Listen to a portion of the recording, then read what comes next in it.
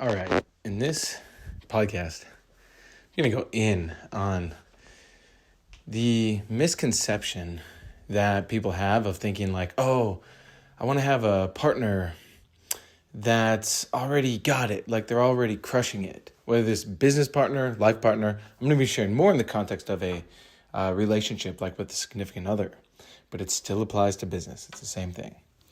So I was having this conversation with my wife the other night. We were actually out in the garden just getting it ready for the year because it's springtime here.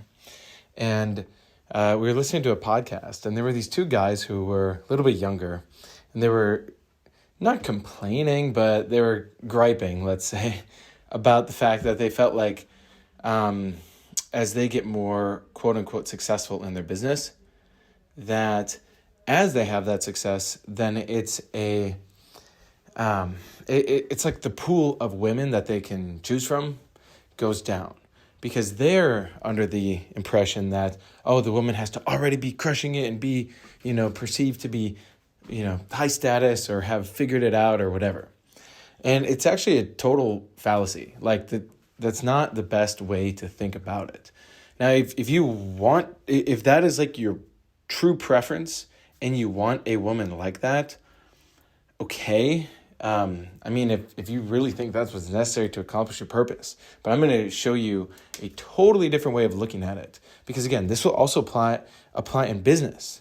Because sometimes you think, oh yeah, I'm starting a business. I got to be with people who are already dominating. They're already making millions and millions of dollars and, just already totally successful. But it's like, no, your purpose is something that is going to be the rest of your life to really accomplish it. And that purpose is we have to get humanity to really wake up. And there's different aspects of that, but primarily we have to increase the education on the planet, like real education, not school. I've talked about this in all the other episodes. But in order for us to achieve that, in order for you to really live that highest purpose and really change the world, there's no such thing as a perfect partner for that that's already existing right now.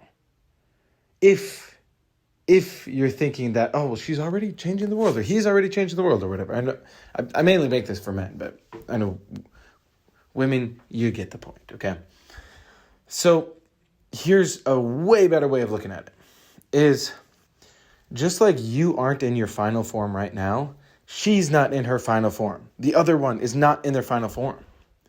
And women specifically, this is how I was talking about it with Jessica, just brought this up. She's like, yeah, women are moldable. Like, as long as you're clear and you're actually acting like a man and you have direction and vision and real principles and purpose, she will walk by your side and you can grow together. It might look a little different how you grow. For example, if you're a guy and you're building your business, you're going to have to learn certain skills. Like, I retired Jess after, within the first 2 months of us being together. It was really after the first week we made that decision and she just had to transition out of her job. And that's because I was clear that would be best for her to not have to go to work and get her paycheck. It's like, I'm just going to cover the bills, and that put extra pressure on me. But again, I wasn't expecting her to already be in some final form. It was rather have that agreement. When you have that agreement, it's really, really awesome. Because then she's going to grow, you're going to grow, and you grow together. And that there's a loyalty and a bond there that develops that is so much stronger than whatever your mind is telling you of how she's got to be this advanced already. Baseline, 2 things you're looking for in a significant relationship is, 1, are they teachable? Are they open to change in general? Might be some things that they're not teachable with. That's fine. Just in general, do they generally want their life to get better? Do they want to learn, grow, and change on just a base level? And then the other is there's just got to be some base level of attraction there. It will look different ways and all that. And you might, don't overthink it. Just realize there's base level of attraction because that will change too. Now, if there's a ton of attraction there, awesome. That's also great. But you got to realize this too. Over time, especially this is for the men out there, when you step up, be a man, support your woman, and really take on that masculine role. Because as a man, you're charging full speed ahead towards your purpose, living your purpose. out there in the world every day. As you take that on, over time, she will learn how to relax into her feminine nature. Now, most women in the world nowadays, I'll at least speak for North America, where I live, there's so much feminism, brainwashing going on, that women find their value through work. And the idea of a woman not being able to provide for herself terrifies women in general. And I'm not blaming women, because most men nowadays are total losers. So of course, it would make sense why you're like, I don't trust this man. I don't trust him to put food on the table. He might leave me, if he's watching porn, smoking weed, whatever. It's like, yeah. But nonetheless, there's been a bunch of brainwashing happening to have women see their real value as being like a unit of economic utility. Or that's a fancy way of saying it, but like they get their value from a job. No one should get their value from a job. If you have to work a job to put food on the table, okay, but your purpose is so much more than a job. And there's a lot. I'll do future episodes on that. I'll have some guests on for that one. That'll be really good. But just at a base level, for you listening to this, having that partner with those two attributes, one is the teachability and two is the base level of attraction. When you have that, that's like that's a necessity, and then you base it on an agreement. And really, it's an agreement on principles. This is the best way to do a relationship, is you have, there's 13 principles. I'll do future episodes on those specifically, but you have the 13 principles, the first one being what's best for all, what's best for everyone. If there's a base level of agreement for that, that will get you through so much of the petty bullshit. Or the times where you don't want to bring something up because it's bothering you, but then you realize, we agreed to do the best thing. Okay, can't break my agreement. And then, guess what? You build and build and build at such a level.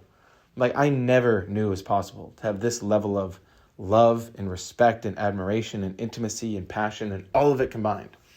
So when you have that, it's powerful. So I was reflecting on this because today marks the 3-year anniversary of Jessica and I starting our relationship agreement. Our wedding anniversary is a different day.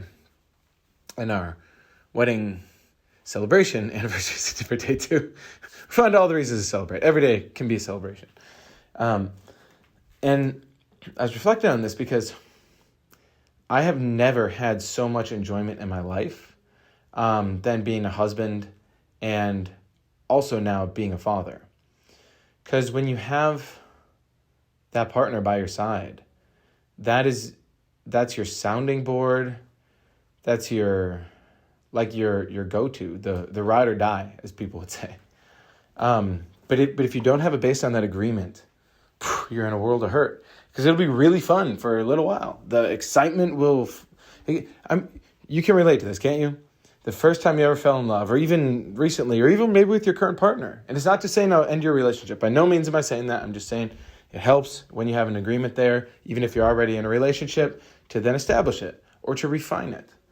And have you ever had this experience where it's fun, there's that chemistry, that spark, ooh, so amazing, romantic, awesome, and then crash. Might be a week later, might be 6 months later.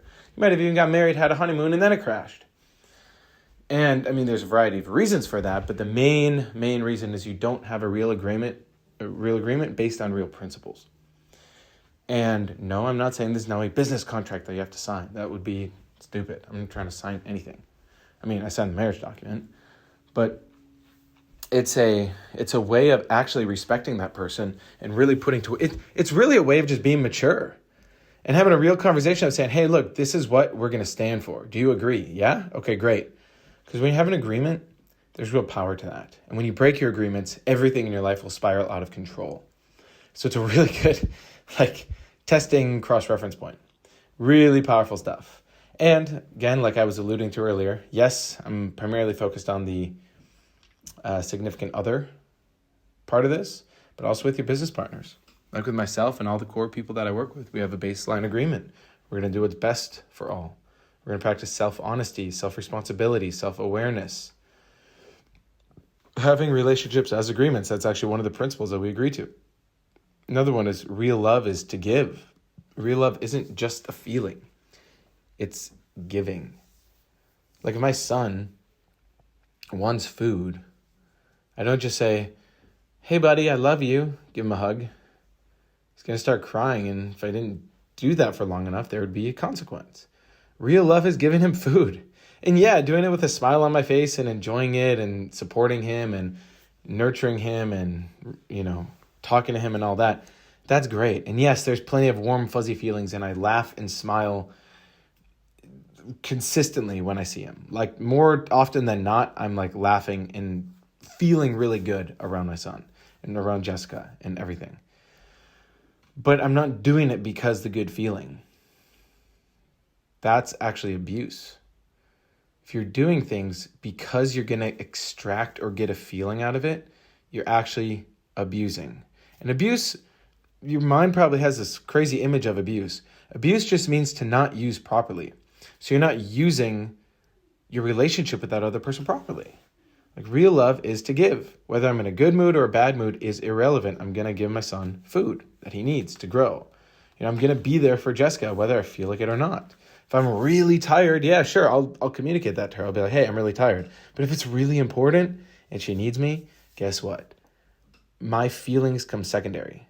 Our agreement comes first. And that is extremely powerful, okay? So I'm guessing this stirred up some questions or some ideas for you. So jot those down. And if you want help with this, there's two things that time and time again I've shared with people and it works insanely well.